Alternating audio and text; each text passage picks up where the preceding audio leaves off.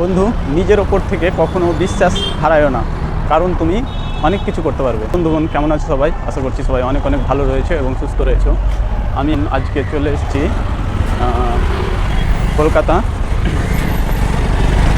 Alipur jail museum. এইটা দিয়ে প্রবেশ করে তোমরা প্রথমে দেখতে পাবে এইরকম একটা দৃশ্য। এই জেল মিউজিয়ামে কত রকম জায়গা আছে এবং কত রকম দেখার জিনিস রয়েছে, সেগুলো তোমাদের আজকের পুরো ভিডিওতে দেখাবো। বন্ধুগণ, এই আলিপুর জেল মিউজিয়াম 1910 সালে শুরু করা হয়েছিল। এটা চালু করেছিল ব্রিটিশ ইন্ডিয়া যখন শাসন চলছিল তখন। আর এটা হচ্ছিল ফাঁসি দেওয়া হতো, অপরাধীদের ফাঁসি দিত ব্রিটিশ শাসকেরা। এই রাস্তাতে কি কি পাওয়া যাবে সেগুলো তোমাদের এই বোর্ডের মাধ্যমে দেখিয়েছে। ফাঁসি মঞ্চ, নেহরু কক্ষ, নেতাজি কক্ষ, চিত্তরঞ্জন দাস কক্ষ ইত্যাদি।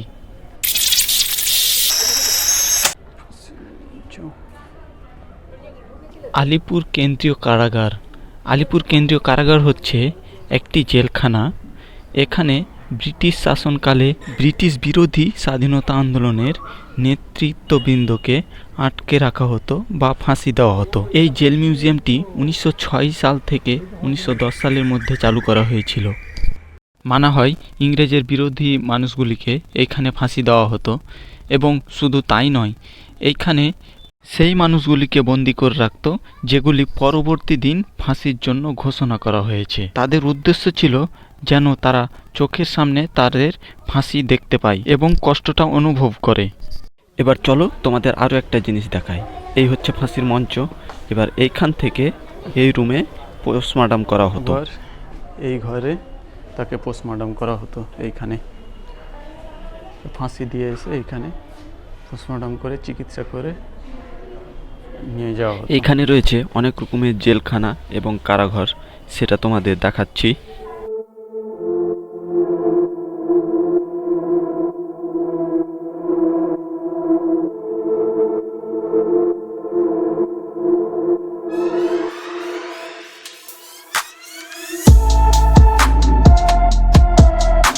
এইগুলো এক একটা জেল ছিল, কারাগার বন্ধ ছিল।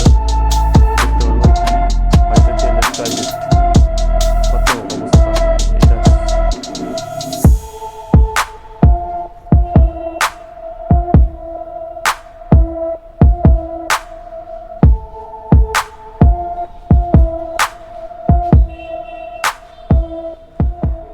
এটা ছিল নির্জন কক্ষ। এখানে দেখতে পাবে নেতাজি সেল, বিধানচন্দ্র রয় সেল, মানে এর ভিতরে এইগুলো।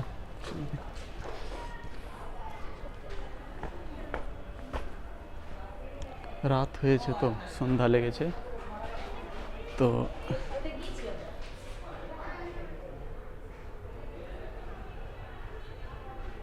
নেতাজি সেল এদিকে উপরে আছে মনে হয়।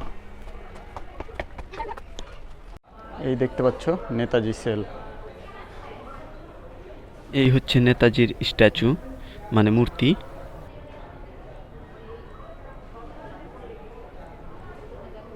নেতাজি সুভাষচন্দ্র বসু 23শে জানুয়ারি 1930 থেকে নিয়ে 23শে সেপ্টেম্বর 1930 পর্যন্ত এই কারাকক্ষে বন্ধ ছিলেন।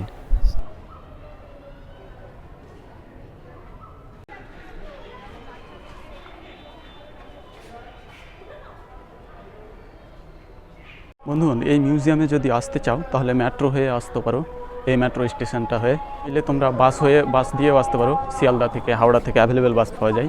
মেট্রো হয়ে আসলে তোমাদের 800-900 মিটার মতো হাঁটতে হবে, হেঁটে আসতে হবে। আর যে কোনো হাওড়া থেকেও আসতে পারো মেট্রো হয়ে, আর শিয়ালদা থেকেও আসতে পারো।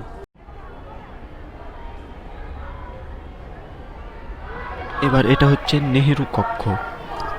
জওহরলাল নেহেরু 1934 সালে 17 ফেব্রুয়ারি থেকে নিয়ে একই সালে 7 মে পর্যন্ত এই কারাকক্ষে বন্ধ ছিলেন। একবার কল্পনা করুন, এই লোকটাই ছিল আমাদের দেশের প্রথম প্রধানমন্ত্রী। একদিন ছিল সে কারাকক্ষে বন্ধ। অন্ধকার প্রায় গড়িয়ে এলো, আর আজকের শেষ দর্শন হবে এই ঘরটার। চলো তোমাদের নিয়ে চলি, এই ঘরে কি রয়েছে সেটা দেখাবো।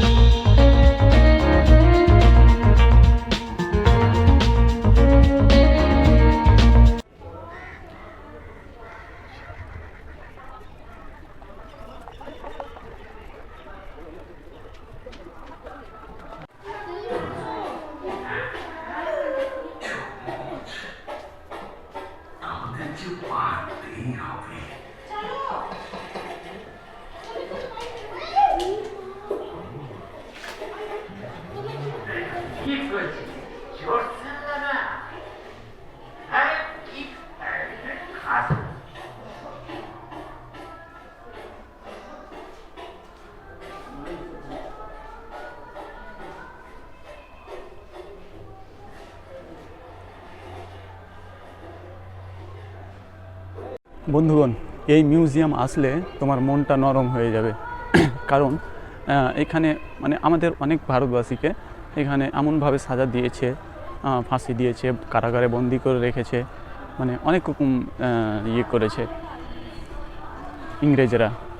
তো আমার মনে হয় এখানে সবাইকে একবার আসা দরকার, এসে দেখে যাবে মানে কিভাবে কি করে রাখতো।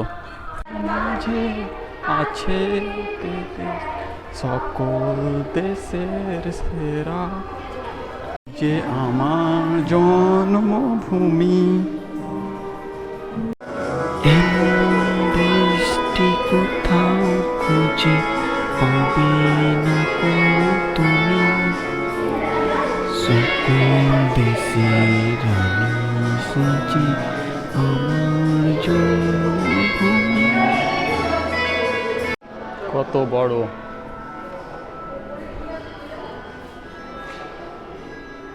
আসলে এগুলো আসল না হলেও কিভাবে কি হয়েছিল সেগুলো সেই রকম করে সাজিয়ে রাখা আছে, মানে তোমাকে সেই রকম ফিল নিয়ে আসবে যে এইভাবে এরকম হয়েছিল, এভাবে কষ্ট পেয়েছিল, সাজা দিয়েছিল এরকমভাবে।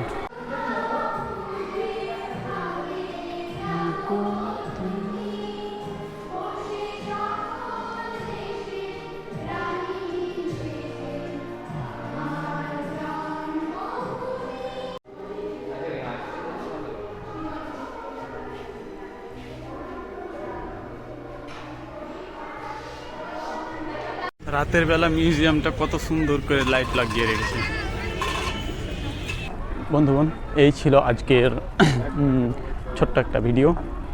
30 টাকা দিয়ে টিকিট কেটে যে এন্ট্রি করেছিলাম, তো এই যে হচ্ছে টিকিট 30 টাকা, আর ব্যাগ জমা রাখতে হয়েছে। মানে এখানে এন্ট্রি করতে গেলে খাবার সব কিছু অ্যালাউ নেই, বোতল প্লাস্টিক যাবতীয় জিনিস, আর ব্যাগ জমা নিয়ে নিচ্ছে ওই জায়গাতে যেখানে টিকিট কাটবে ওইখানে ব্যাগ জমা নেবে।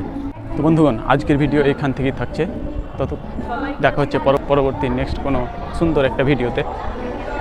ততক্ষণ ইনশাল্লাহ সবাই ভালো থাকবে, সুস্থ থাকবে, নিজের খেয়াল রাখবে এবং পরিবারের খেয়াল রাখবে। ধন্যবাদ সবাইকে।